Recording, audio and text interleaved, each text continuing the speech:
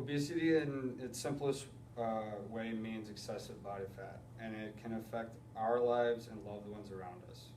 It's an epidemic in the world today, and it's on us to counter it through education and research.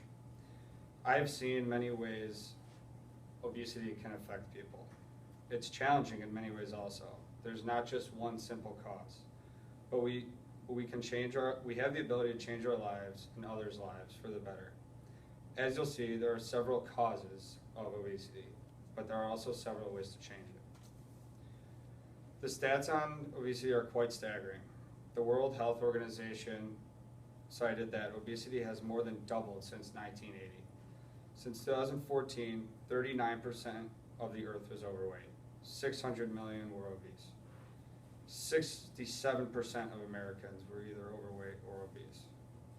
42 million children under 5 worldwide were overweight or obese. And obesity kills 3.4 million people globally per year. Rich Horton from The Lancet, which is a British journal, said that our view towards this epidemic is unacceptably slow, and that is one of the most important changes or challenges that our world is facing today. This is obviously an epidemic shown by numbers, and it doesn't just attack one area of the world, one city, or one country. It attacks all income levels and everywhere in this world. The main question, though, is what causes obesity? And the answer to that is it's not black and white, but things can be done to get things moving in the right direction. The question that most people ask is whether it's genetics or a lifestyle change or a lifestyle problem. And the answer is that it's both. We'll start with the lifestyle problem. The World Health Organization and the American Heart Association both recommended that Americans cut back sugar by over 50%. Portion sizes have also gotten out of hand in the world and in our own country. The combination of high caloric intake with meals and snacks creates an energy imbalance, which directly is correlated to obesity. Companies lowering pricing and their intense marketing of unhealthy foods is also something that has received much blowback from the American public. We've also become lazier as a country, probably through technology. A study done by Stanford University from 1988 to 2010 had these figures. Women who recorded no physical activity increased from 19 to 52% in that time period. Obesity rose from 25 to 35% in that time period. Men who recorded no physical activity during that time period increased from 11% to 43%.